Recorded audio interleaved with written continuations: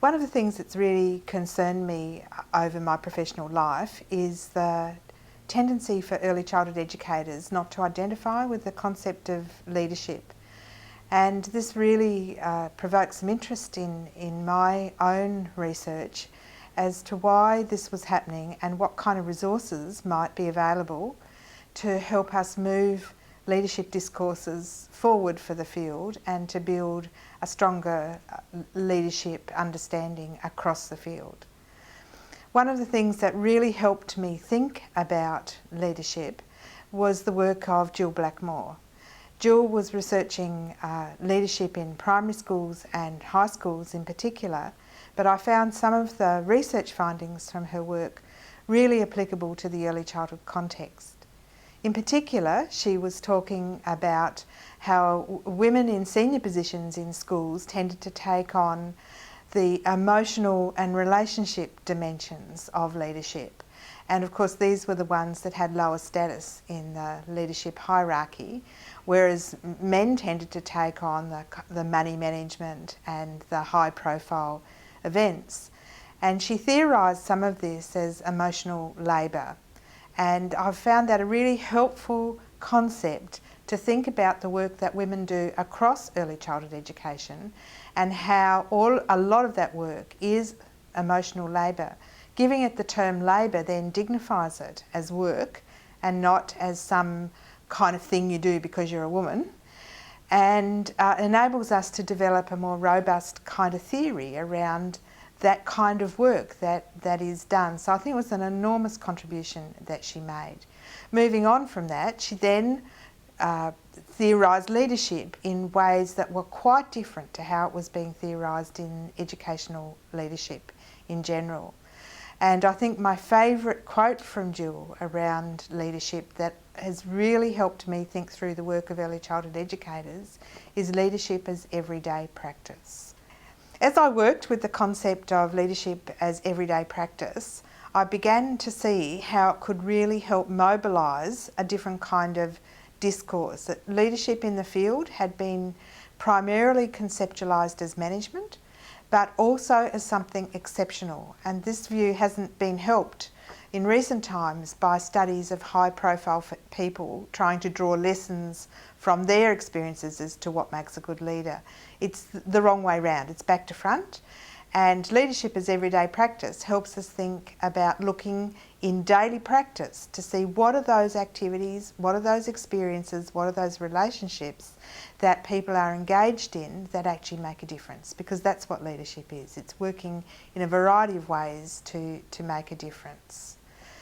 The work of Judith Sachs has complemented that kind of theorisation for me. Judith talks about activism and about alliance building.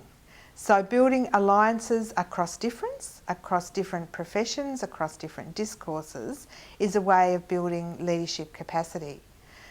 I just want to move back now to why I think and what the research seems to say about why early childhood people have been so reluctant to take on the mantle or the discourses of leadership. And I've alluded to some of those, particularly the kind of managerial discourses.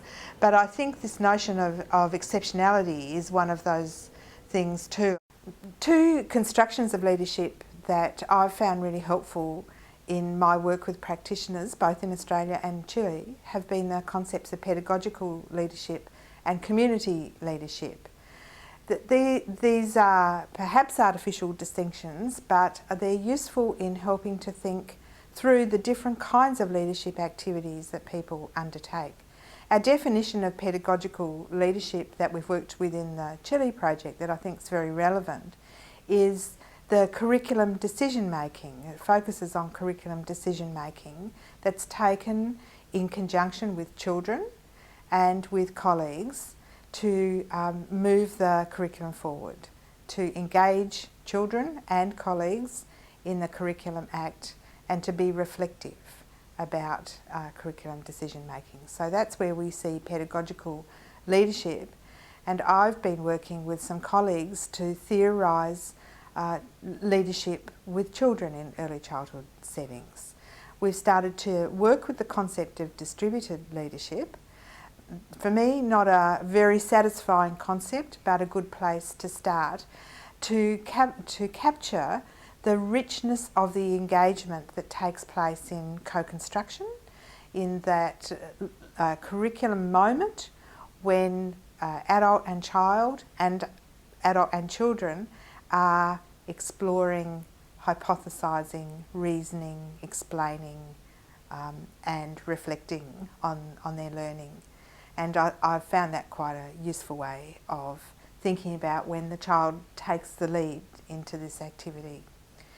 In regards to community leadership, I see communities as having multiple definitions and multiple understandings. So, for example, there's the community of educators, there's a community of children, there's the community, which is that kind of neighbourhood concept of what happens kind of out there. And then, of course, there is the family, which is their community too. They help form the community of an early childhood program. So implied in the term community leadership is the expectation that educators, early years educators, will actually take the initiative to engage other communities in the early childhood endeavour.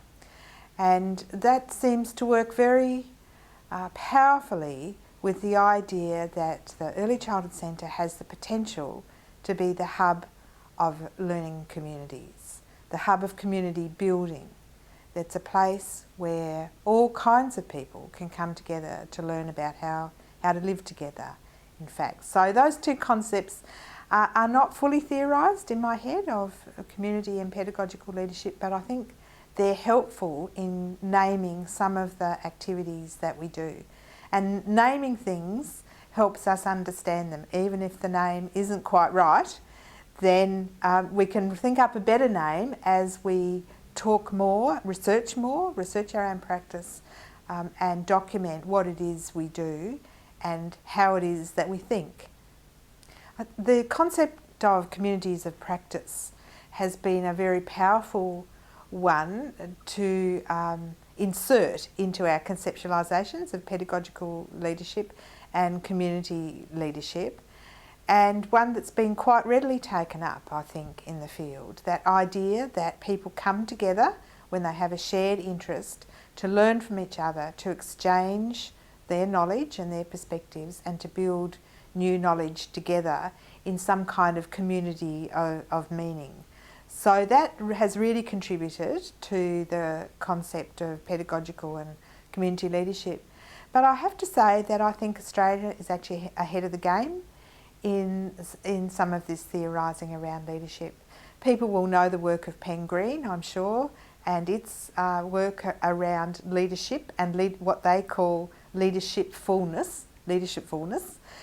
And they have a very elaborate conceptualisation of it. But that conceptualisation has been developed in a very different context to that of Australia, in a context where there was an enormous government focus on the expenditure of money to fund a huge rollout of children's services, and it reflects a very different structure of children's services. So we have to invent our own. And those American researchers have really helped me think about how you build leadership across a field, not just in individual sites of practice. And that's something I think we have to undertake more research in Australia so that we can more fully understand the diversity of contexts in which people are working, so that we can build some kind of leadership discourse that is inclusive but also responsive to individual contexts. This idea of dark knowledges in communities that I've just begun to think about, I think is a really important one, because there are lots of experiences that children have and lots of knowledge that families and communities have that are dark, and the way that becomes incorporated in the curriculum is a challenge to those exercising leadership in the curriculum. So I think knowing about that and being prepared to take that on board is one of the challenges of pedagogical leadership. And of course, sharing that knowledge back with the community is also a big challenge. There are many documented cases now, documented research case studies, I guess, of people who've tried innovative practices, who've been involved in inclusive and equity programs, to find that they've had to defend those stances in their communities, in their broader communities. And that's a skill that really is not an easy one for the field to develop, and probably not very well addressed in pre-service teacher education either. So the challenges for pedagogical leadership then are how to incorporate those dark experiences, how to acknowledge them, and what to do with them in the curriculum, because I'm sure that they're lurking there in every early childhood program, and very often they're silenced or marginalised. And what are the implications of that kind of marginalisation and silencing for the children who are actually experiencing them? So that comes back to that really important issue around what are the dominant discourses that are privileged and that are celebrated in your day-to-day practice as an early years educator, and those ethical questions about who gets to decide just which ones are included and which ones aren't. We've got to teach them, and not as in being the teacher out the front, but a lot of time it's alongside them, working with them. We've got to teach them about those processes. The end result, you know, that's what we want, the end result, but a lot of it is about the processes, the steps we take to do that, and how, what is it that makes us who we are, and how we move through that. We've got to be thinking about those kind of things and how we do that with children. And I work on the thing that for a few years now I've been working on a thing in my mind, and in this job that I've taken now, I work around 3 words: communication, connection and contact. So what is it in how we make contact with children? When are those times? What do we do to make that contact? How do we connect? What is it about that we're connecting with them? You know, is there physical things that we're connecting with?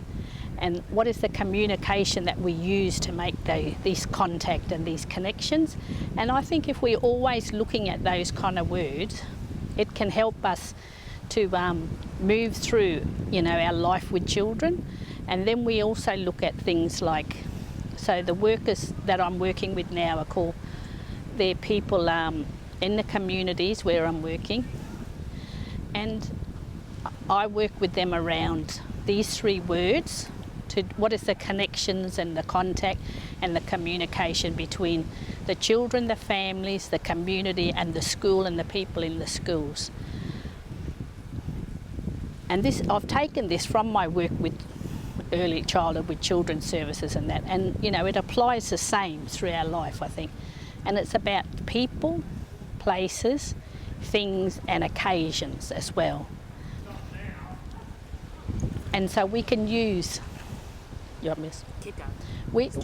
we can use this. So it's, again, so if we're thinking about people, who are the people we make contact with? How often is that contact? You know, what is it about?